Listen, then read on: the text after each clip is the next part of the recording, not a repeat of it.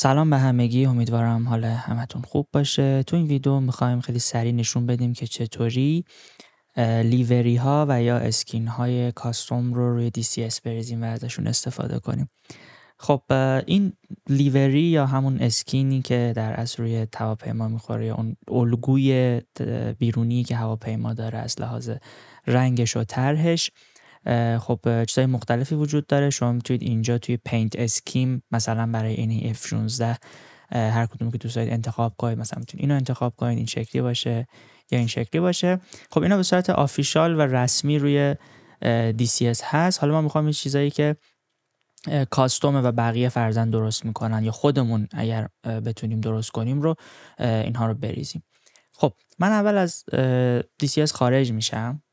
خب اگر وارد سایت DCS بشید، همینجا یه سری اسکین ها یا لیوری های هست که میتونید ازشون استفاده کنید و دانلود کنید. اگه توی قسمت دانلودز برین و قسمت یوزر فایل رو بزنید، تایپ رو اسکین انتخاب کنید و اون یونیتی که میخواید که مثلا ما همون F16 رو انتخاب کنیم،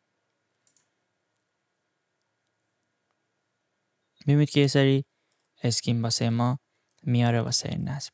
خب مثلا من این رو دانلود میکنم، اسمش اینه، شکلش این شکلیه و میزنم روی دانلود.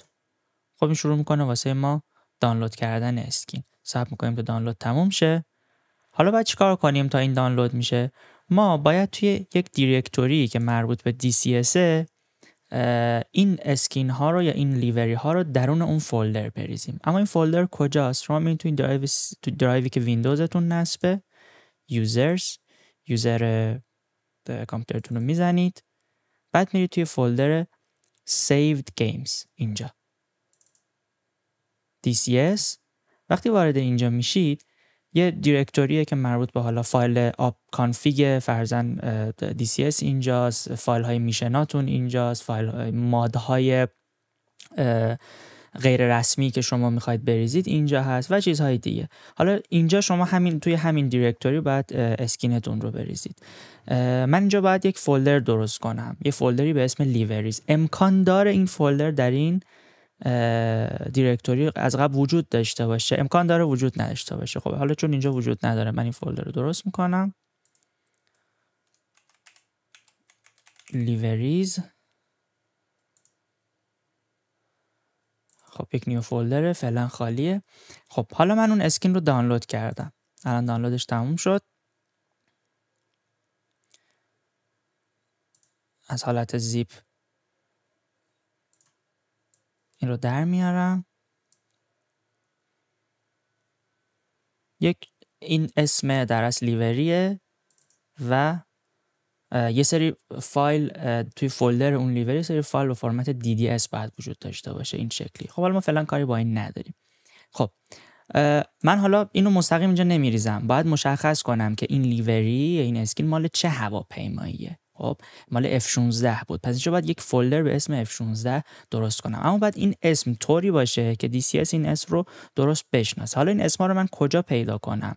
امکان داره همون موقعی که شما این لیوری ها رو دانلود میکنید، اون اسم، یعنی این لیوری ها درون اسم درست اون هواپیما باشه و شما همون رو راحت چیز کنید، کپی کنید اینجا. اما اگه اینطور نبود، میدون جایی که DCS نصب شده، میرید توی فولدر، مثلا تو اینجا برای من توی درایو دی پروگرام فایلز ایگل داینامیک DCS Word، توی یه فولدری به اسم کورمادز، درسته، ایرکرافت، من اینجا F16 رو پیدا میکنم. اما این اون اسمی نیست که ما اینجا چیز کنیم واسه لیوری بریزیم. F16 رو وقتی باز کنیم، خودش به صورت دیفالت یه فولدر لیوریز داره که لیوری های آفیشال خود DCS این تو هستن. وقتی من اینو بزنم، اسم اون فولدر رو به من میگه، یعنی من باید فولدر رو به این شکل بنویسم F-16C underline 50. این چیزیه که DCS میشناسه که بدون این لیوری که ما الان میخوایم بریزیم و از اینجا باید لود کنه. خب من اینجا من اینو اسمشو کپی میکنم، اینجا یک نیو فولدر درست میکنم، اینو کپی پیست میکنم. حالا میام اینجا و یه فولدر خالی اون لیوری رو حالا من میریزم توی این فولدر. کل کاری که بعد انجام میدادیم همین بود. خب حالا من DCS رو باز میکنم.